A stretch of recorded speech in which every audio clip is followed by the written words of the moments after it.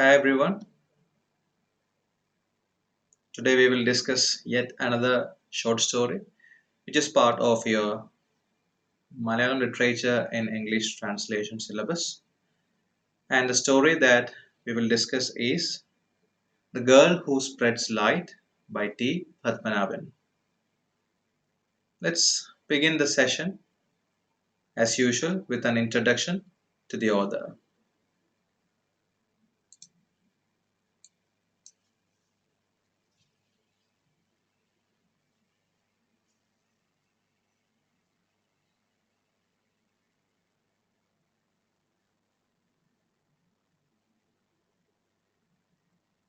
Thinakal Padmanabhan was born on 5th February 1931 at Pallikunnu in Kannur district. He is popular as a short story writer in Malayalam literature. He practiced as a lawyer in Thalassery and Kannur courts and later joined Fertilizers and Chemicals Travancore at Alva, from where he retired as Deputy General Manager in 1989. So he was in a totally different career before he started his career in literature. While he worked as a practicing lawyer, he had already established himself as a budding writer. He is a prolific writer and has written around 140 stories. His stories have been translated into almost every Indian language as well as foreign language such as Russian, French, and English. The world of the short story before Mr. Padmanabhan was defined chiefly by a narrative pieced together by beginnings, middle sections, and endings. So, this was how the short stories which were written earlier were. It had a proper beginning, it had a middle portion, and a proper ending. Now, how was this changed by T. Padmanabhan? Let's see. His success lay in transforming the genre into a poetic sculpture journeying through the internal workings of the character. So there were two qualities, characteristic features for his writings. It was as good as a poem. It came close to poetical sculpture, means poetical lyric. And it also focused on the character. Now, it was a journey through the internal workings of the character. His stories appear to be simple in form, though they are suffused with complex situations and characters, and often deal with mysteries of human relationships. Almost all his stories take their readers close to real life experiences. Love and loneliness are the major themes that recur in his works, and his writings are usually a journey in search of sublime human relationships. So that was a statement on his writing style, the kind of themes that he explored through his work. Let's also look at some of his important works. His major works include Pragasham Parathunna ഒരു പെൺകുട്ടി, that the translation of which we will learn today. ഒരു കഥാകൃത്ത് കുരിശിൽ, വീട് നഷ്ടപ്പെട്ട കുട്ടി, നളിനകാന്തി, സാക്ഷി, സായ്വിന്റെ നായ, Gauri, and Kadal. He has also written a book, Ende Kada, Ende Jeevitham, which is a compilation of some of his essays and articles, an interview, and an afterword by Sri Pinarayi Vijayan, the present Chief Minister of Kerala.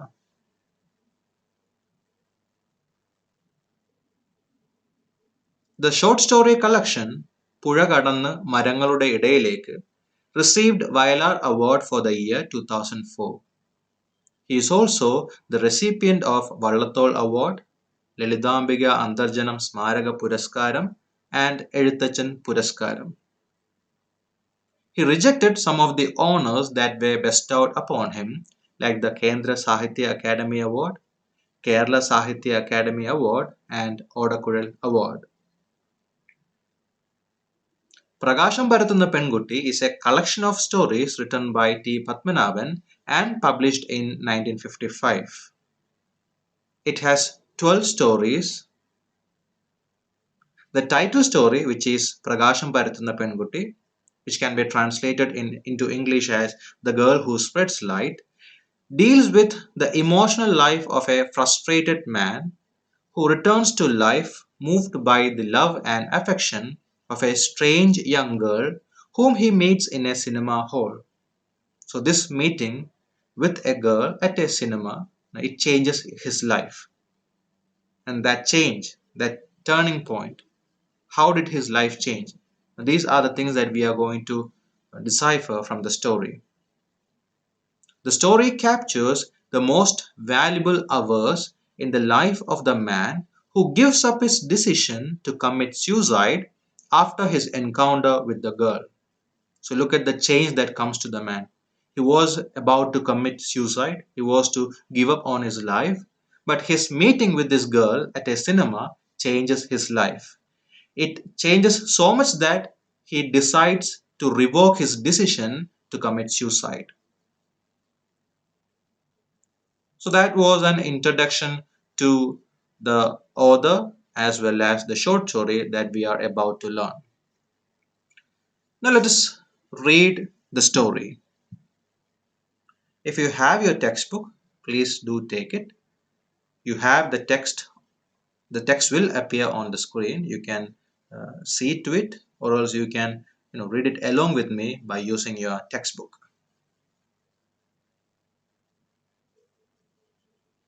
I lay under one of the casuarina trees that stood in a line, row upon row. So initially we have a description regarding the setting of the story. The speaker, the narrator of the story, we don't know his name. It's a first person narration that we have here. So he is under one of the casuarina trees. Casuarina is what you call in Malayalam as Kattadi Maram. So he is lying under one of the casuarina trees. In front of me was a dilapidated old fort on a rock that jutted out into the sea. So at the front, one could see a dilapidated old fort. Dilapidated means, in a damaged condition, something which is almost destroyed. So there was a dilapidated old fort on a rock that jutted out. Jutted means to extend out, something which is protruded, jutted out into the sea. I have no idea who built it or when. So we have the character, the narrator, pondering to the origin of this dilapidated fort. Perhaps it has been here since the beginning of time. So I had thought in my youth, and so I do even today. So this is a place that he used to frequent so much, and that is why he says that he used to think so about the fort in his youth as well as today. So he used to think that this fort had been here since the beginning of time. So he has been to this place a number of times, perhaps from his youth age. I have been a wanderer ever since I can remember, drifting through the grueling pathways of life. Grueling means hard or difficult. So he has been a wanderer. He used to drift from places to places, and he has been traveling through the difficult pathways of his life, all his life, throughout his life, shouldering the grimy bag of my experiences. Grimy means covered with dirt. I have been to many far off places, met many people, and yet did my uneasy mind find peace. So he became almost like a vagabond, a wanderer, a person who does not settle down at a particular place, just like our ancient ancestors. Now he did that probably to find some peace, because in the very last sentence we find that he made all these journeys, but he did not find peace. He could not find enough peace.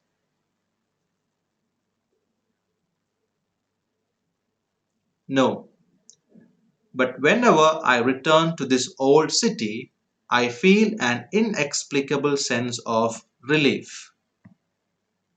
This city is the mother I parted from centuries ago. I feel that these narrow streets, vast playground, temple, church, and above this ramshackle fort are all mine. So this is a place that he can connect with.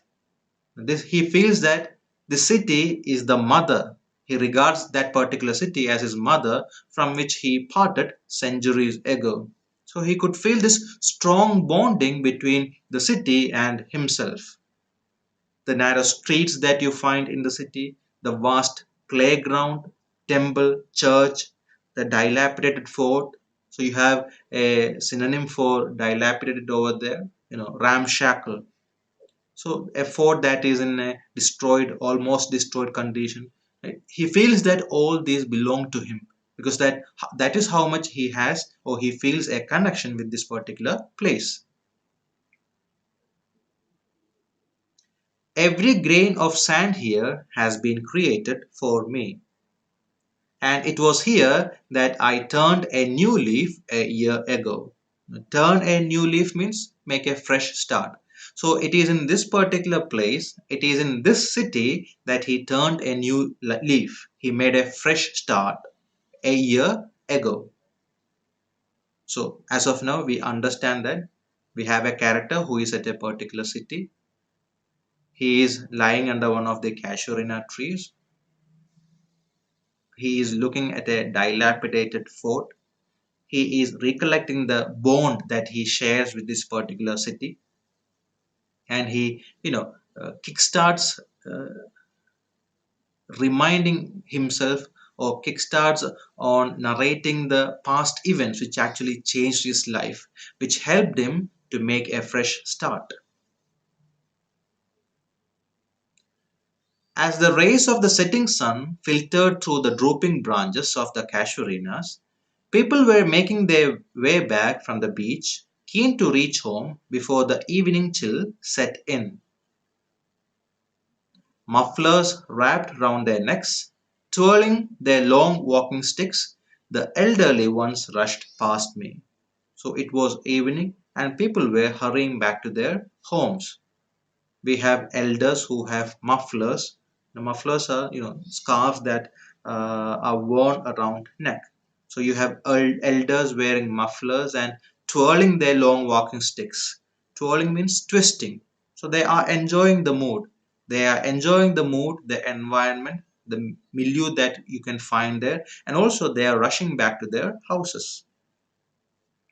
However, the young saw no cause for hurry, so it was only the elderly who were hurrying back to their homes. The young ones, the youngsters, they were still in the place. They were staying back. As I saw them sauntering slowly, shoulder to shoulder, hands entwined, I wondered if their only worry wasn't why it wasn't getting dark sooner. So it was like the youngsters were waiting for the dark, were waiting for the night time. You know, he saw them sauntering slowly. Sauntering means to walk leisurely. So these youngsters, they were walking leisurely through the place, shoulder to shoulder, hands entwined. Entwined means, to walk with your hands held together. So it was like they enjoyed the time. While the elders were rushing back to their homes, these youngsters, they were enjoying the night time. Not one of them paid me any attention. So they were all busy with their lives. None of them paid any attention to our narrator. But I observed them keenly. But the narrator, he looked at them, he observed them very keenly, with great attention. Had it been a long while ago, I might have envied them, or even sighed, lucky fellows, born only to rejoice. Joy. Now I felt like laughing out loud. So when he thinks about the concept of joy, he feels like laughing out aloud. With reason too. I knew that most of them were incapable of feeling any joy, hiding behind a mask, drifting away who knew to which hell of self deception. So he thinks that they are deceiving themselves. They are wearing a mask under which they are sorrowful, they have grief to share, they are sad. And this joyful face that they have is nothing but a mask. They didn't establish bonds with anything, they simply could not. I ruminate once again on the hopeless tangle of human relationships. I hadn't realized back then that these knots could be untied. So you have philosophical thoughts being shared by the narrator. He says that these people are in fact unhappy, they are sad, they cannot make perpetual bonds between themselves or with anything. And unlike the narrator, they still hang on to the relationship that they have, the relationship that they share with everybody. They cannot untangle the human relationships, unlike the author. Now he realized back then that these knots could be untied. So that is the revelation that the writer, the speaker has arrived at, that you can actually untie human relationships. You can get rid of all these bonds, these relationships, or all these connections which perhaps might pull you down. Do I realize it now? I ask myself. Have I finished unraveling my own knots? So once this thought comes to him, he questions himself. Have I finished unraveling my own knots? Have I finished untangling the knots which were tied onto me or which are still tied onto me? He questions himself. The old wound festered in the heart. Festered means, something that becomes septic or something that hurts you again and again. The old wound festered in the heart. As of now, we don't know what that wound is, but that is something which still hurts him. My mind grew uneasy. It was then that I heard that sound, peals of loud ringing laughter. I turned around to look. The girl who spreads light. So this is where we come into contact with the title character of this story, the girl who spreads light. So the narrator looks in a particular direction, sorry, and he sees the girl who spreads light. It is the narrator who addresses the girl so. He describes the girl as the girl who spreads light. I was not surprised. I expect to see her everywhere, all the time. Once, long ago, she had briefly flashed like a meteor in the darkness of my life, only to disappear soon after. But she remained an unfading memory. So, this girl is an unfading memory as far as the narrator is concerned. She came into her life like a meteor in the darkness. Now, this darkness is possibly the tough times, the difficult times that the narrator was going through earlier. So she flashed like a meteor in the darkness and she disappeared soon. But she left a lasting imprint in his life. She became an unfading memory in his life. I was seeing her again in the recesses. Recesses means corners. The corners of his mind, of his memory, of his heart. So to say, of my innermost soul. So it's not his heart or mind. So he used to see her in the corners of his soul. So that is how influential this girl became in the narrator's life. Every atom of my body quivered at her sight. Quivered means shivered, trembled, shaked. Her younger brother and sister were with her. So this girl, she was not alone. She had her younger brother and sister with her. She was walking along the sandy pathway with them, dressed in a long skirt with a rainbow-hued Georgette davani. Georgette is a thin silk dress material, and she was wearing this davani. Davani is a shawl. And this shawl, this downy, was draped over her shoulder. So the author or the narrator describes to us readers the appearance of this girl. She had grown a little. The little boy was enthusiastically spinning a tin aeroplane tied to a thread. So we have all the minute descriptions of the sight that the narrator sees being described to us readers here. She said something and laughed out loud. Maybe a joke. In her world, there was room only for good cheer. I got a clear view of her when she walked past me. Her face was a mirror of purity and would always remain so. I thought that perhaps she would be alarmed seeing me sitting still as a statue under that tree in the dim twilight. I was sure she would look at me. Not that there was any particular reason, just that she would. So he gets the feeling that the girl might look at him. Now, these lines probably hint at the fact that the girl is not aware about the change, the influence, the twist, the turning of events that she brought into this person's life. So the narrator believes that the character believes that the girl would look at him, not for any particular reason, but he got this intuition that she might look at him. I waited. My hunch was right. Hunch means intuition, the insight that he got that the girl might look at him. My hunch was right. She did look at me. However, instead of flinching with fear, the girl smiled. So the girl did not draw back with fear. Flinch means to draw back with fear. So unlike what the narrator had expected, the girl smiled. She was not afraid. Why should she be? I am a human being after all, though very few seem to acknowledge it. That face, which was naturally beautiful, looked more beautiful when it turned to me.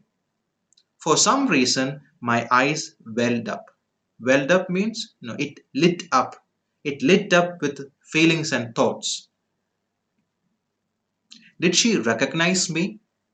I kept watching her till she disappeared from view. So the girl who spreads light, she comes to this particular place and she goes away. And by the descriptions that the narrator give us, we understand that this girl has completely changed the narrator. She was an intense influence as far as the narrator is concerned. She did influence and bring in some sort of uh, turn in events in his life. I felt that the wind whistling through the casuarina branches and the waves breaking against the rocks below the fort echoed her laughter. So it is as if he could see, he could listen, he could experience this girl everywhere. The saffron glow of the sky vanished without a trace. A few stars twinkled here and there. I did not stir. So it was night time, and the author, I mean the narrator, he was not in a hurry, unlike the elders who were hurrying back to their homes. So he did not stir from the place. He did not make any sort of movement. I sat beneath the tree like a yogi, deep in meditation at the foothills of a snow covered mountain. Humid air all around. Darkness. Stifling silence everywhere. Stifling means something which makes you feel constrained or oppressed. Even the sea had calmed somewhat. So there was a stifling silence all around, a silence that could devour every sort of sound, a silence which would make you feel constrained, or a silence that could oppress every sound that was there in the place. I remembered the day I first saw that girl. So here is where the author starts to recollect his past experience with the girl. I had been roaming the streets of this place with a secret intent in my heart. I had barged in on a few of my close friends. Barged means to push into. I had barged in on a few of my close friends that morning, much to their surprise, even embarrassment. To all their queries, I had merely replied, just thought of looking you up. So this person, this narrator, wasn't someone who frequently visited his friends. So when he does this, everyone, they were surprised, and they had so many queries, they had so many questions for him, and he just gave the reply, just thought of looking you up, just thought of meeting you for once. I may not be able to come to this place in the immediate future. My voice may have faltered. Faltered means to speak with pauses. My voice may have faltered, but they believed me, for they knew that I wasn't one who tarried long at one place. So his friends knew that he wasn't someone who tarried long. Tarried means to spend time at a particular place. So he never used to spend time at a particular place or longer times at a particular place. As we read earlier, he was someone like a vagabond, a wanderer, a person who moved from places to places. I walked down the same streets again, past the temple and the church, sat for a long time on the playground, then began to drift again, visiting every remembered nook and corner. So we have the narrator moving around the streets, the temple, past the temple and the church. He sat for some time on the playground, and then he started drifting again, moving around from places to places. In the end, I had reached a cinema hall. After idling there a while, I thought, why not watch a movie? I have always liked movies. Why only movies? Didn't I like every beautiful thing in this world? So we come across his perceptions, his ideas regarding his the concept of happiness, joy. He liked everything beautiful in this world, not just films. The movie would get over by dusk. There was plenty of time afterwards. There was money in my pocket. Nothing prevented me from checking into a hotel. So please understand this. He is in the present. We are not, being narrated his past experiences, his past experience with the girl. The things that are happening now are happening in the present as far as the story and the character is concerned. So he had enough money and he had, all the time left. If I wished, I could even go back to the place where I had been staying and lie down comfortably on my bed there. So either he could check into a hotel and stay there, spend the night after watching the movie, or he could, probably go back to the place where he was staying earlier. We have a pause there. We have an ellipsis coming up there. Ellipsis means three dots, which is a symbol used to indicate that words have been omitted. Here it could mean a pause. He's going to narrate to us the past events. Let's go through his past experiences and see how the girl who spreads light or the girl became someone who spread light in his life. You see, I had decided to take my life by consuming poison. So he begins to narrate his past life with the statement that he had decided to consume poison to kill himself. There isn't much to say on how I arrived at such a decision. Every second of my life so far had been filled with intense sorrow and disappointment. So his life has been, a journey through disappointments and sorrow. That is why he wanted to end his life. I believe that every person I met was waiting for a chance to destroy me. So look at the profound sorrow that he was confronting. He believed that every person he met was, trying in some way or other to destroy him. So I hated and feared all. So he had an aversion, a disgust, a fear for everyone who surrounded him. A torch of suspicion flared in my heart all the time. So he was suspicious of everyone who came to his life. He feared them, he hated them, and he was skeptical about them. He was doubtful about them. And yet I loved some people deeply. They too were unable to understand me. So here we go through the internal workings of the character. As I said earlier, when I gave you the introduction to the author, this writer is someone who focuses on the internal workings of a character. And right now we are going through one such character, the internal workings of one such character. My life had become quite miserable. My childhood had passed by like a happy dream. The sense of suffocation had begun right after that. So it's after his childhood that he started his sufferings. Finally, when it became impossible to endure it any further, I decided to take my life. Is there any pain that does not end with death? So this is the reason that he had, or the consolation that he probably gave him, and that there isn't any pain that does not end with death. He could bring all the pains that he has in his life, that he have in his life, to an end, with this death. The day when I took a seat in the cinema hall with a bottle of poison in hand, I told myself, you must die. Only then you will get happiness and freedom. So death was the only way out of the terrible life that he was having. It was the key to happiness and freedom, the door to happiness and freedom. So he decided to commit suicide. And he sat in a cinema hall with a bottle of poison in his hand.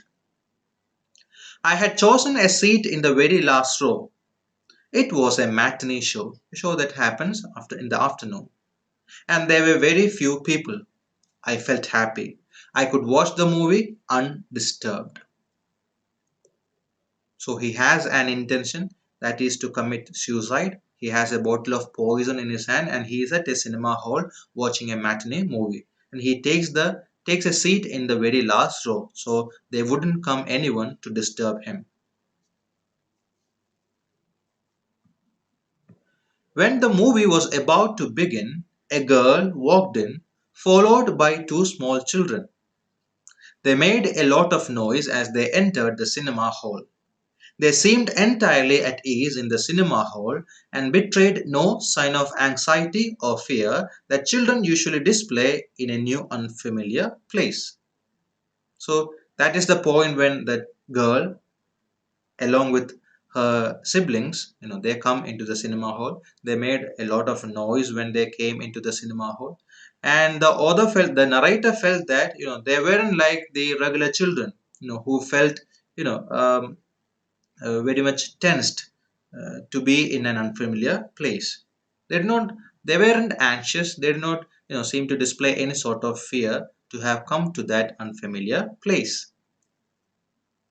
Whistling a tune, that girl looked around casually. So that girl, she came in along with her siblings, and now, they were looking for a place to sit. I fervently prayed. The narrator says, I fervently prayed. I prayed with great intensity. Oh God, don't send those children over to my side. As we know, the narrator, he has come to that place with a particular intention. He has a bottle of poison in his hand and he want to commit suicide. That is why he is there. And he don't want that children to come and sit near him. There are plenty of vacant seats in the cinema hall. Let them sit anywhere but here, please. So he doesn't want those children to come and sit near him. And he believes that they will ruin his last few moments of peace. Sure enough, she came and sat near me. So, as he expected, or the unexpected happened, he wanted the children to sit somewhere else, but the girl, along with her siblings, come and finds a place near him. The two children followed suit. I didn't so much as to look in their direction. Why would they come and sit beside me if not to disturb me? That girl started jabbering.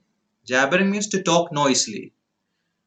Jabbering rapidly to her siblings in a hodgepodge of Tamil and Malayalam. Hodgepodge means a combination or an assortment of something.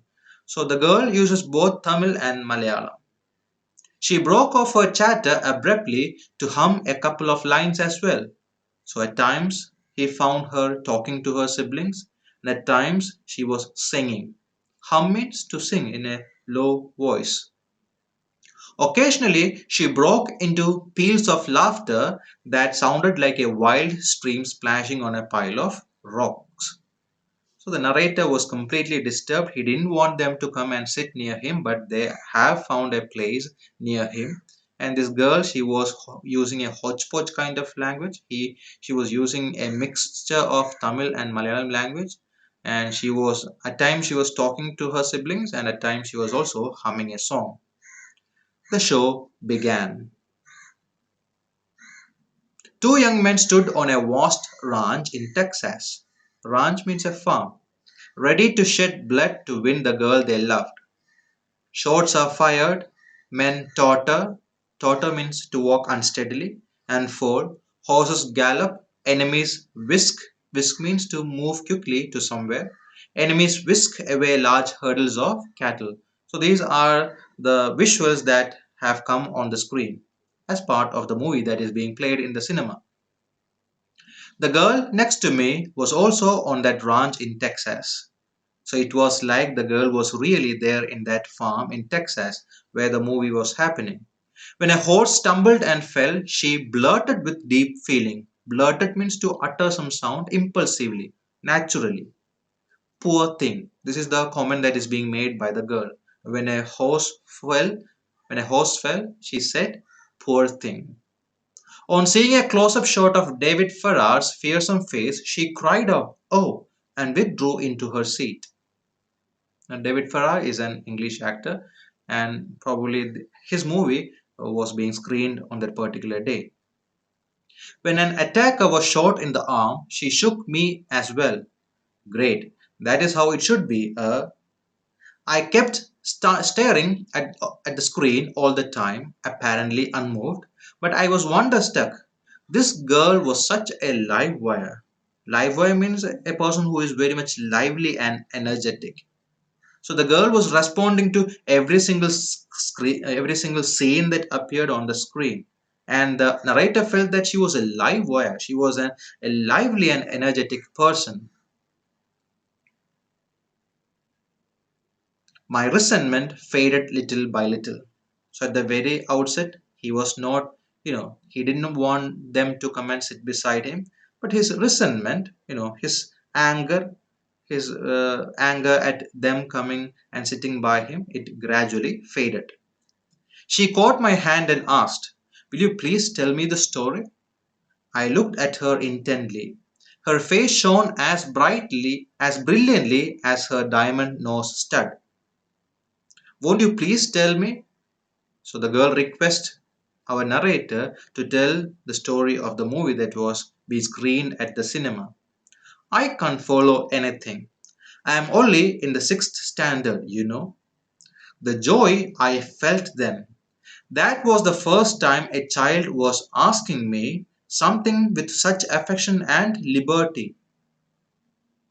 My clothes may have been cheap and shabby. I hadn't combed my hair or shaved my face. Yet didn't she assume that I could tell her the story of an English movie? So it was an English movie that they have been watching, and from her chatter, we understood that she knew both Tamil and Malayalam because she was using a hodgepodge of both these languages, and she did not understand how the story was progressing, and that is why she requests her the person who was sitting by her side to explain to her the story.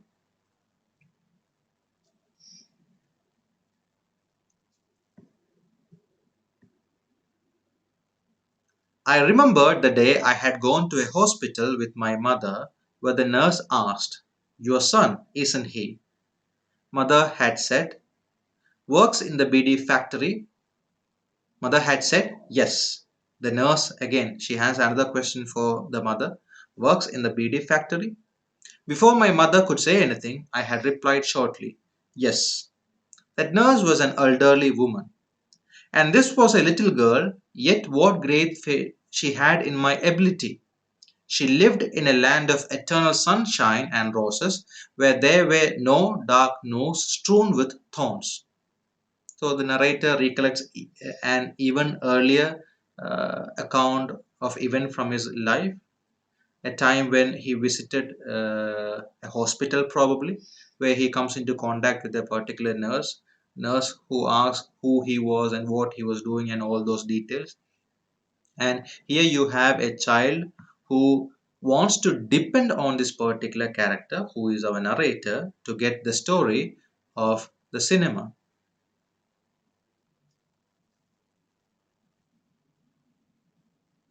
I told her the story. During the interval, she sang a beautiful song for me, Chandare Jare Jare. So, this is a song from a Hindi movie titled Siddhi, which came out in 1948. So, she sings this song for our narrator. When I complimented her, she said, my father also likes my song. She pulled out a packet of chocolates from her brother's pocket, tore it open, and offered me one.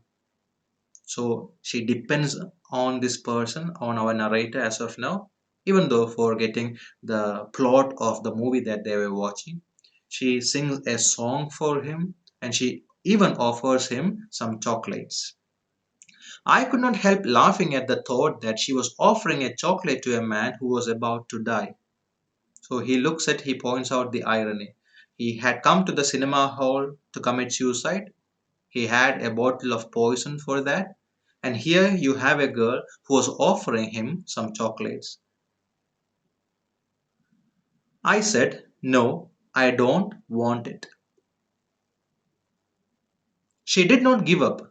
Why? Don't you eat chocolates? Don't you like them? I just love them. My mother gives me chocolates all the time. Doesn't yours? So she really wanted him to have some chocolates. And she gives reasons like, I love them. My mother gives me chocolates all the time. Don't your mother give you? So she raises all these questions, and the girl really wants him to have some chocolates. My mother giving me chocolates? Perhaps she thinks I too am a child. I gave in and took the chocolate. The movie came to an end. She remarked, how I wish it didn't end now.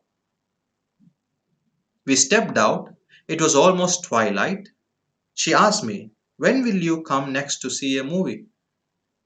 So she even asked this question to our narrator, will you come again another time, some other time to watch a movie? Narrator who had come there to commit suicide, he had no replies, to give to this particular child. And therefore he did not reply. I didn't reply. Won't you come next week? I joked, if my mother permits, I shall. She laughed aloud. Tell your mother that I will be there too. So she had become so close to this man. She asked him whether he would return to this cinema to watch a movie some other day. And she even says that, tell your mother that I will be there too. I could not bring myself to laugh along with her.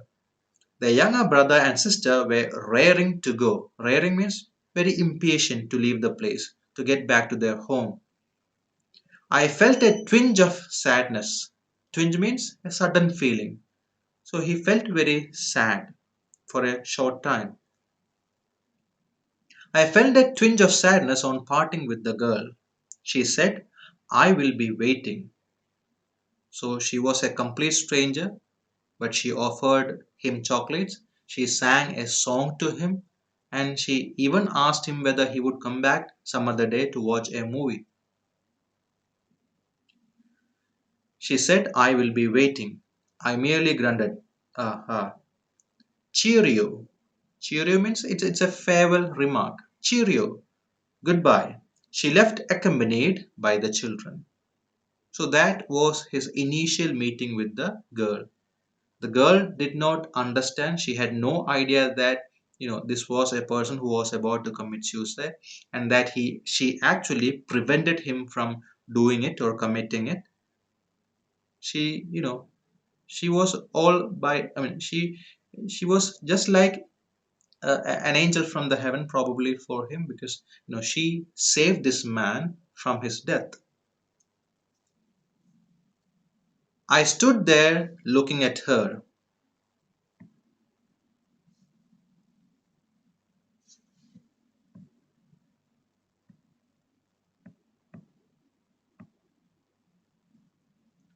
I stood there looking at her. I could see her growing up and getting married. My heart ached. I am a loner. I am a sad man. But the very next moment I remembered. This is a girl who is happy and wishes to see others happy as well. I walked home alone. I felt I was entering an open field after lying cooped up in a dark chamber. Cooped up means confined. So he felt like he was in some kind of a chamber earlier, some kind of a restriction earlier, some kind of a jail earlier. But as of now, he was experiencing freedom. Unknown to myself, a transformation was taking place in my heart. So earlier he wanted to commit suicide. He believed that his life is full of disappointment and sorrow. It's better to commit suicide, better to die than to live. And gradually he find that some kind of transformation was taking place in his heart. And this was all because of the girl. That night I didn't take the poison. So he did not commit suicide. A year has passed. I am still adrift. Adrift means wandering without purpose or decision, or even direction, wandering from one place to another. I am still adrift, not having settled down anywhere. I no longer want to know what others say about me. Let them say anything. I have no complaints. So look at the change that has come over him. Now he says, I don't want to know what others say about me. I'm not concerned about how others see me, what others say about me. Let them say anything. I have no complaints.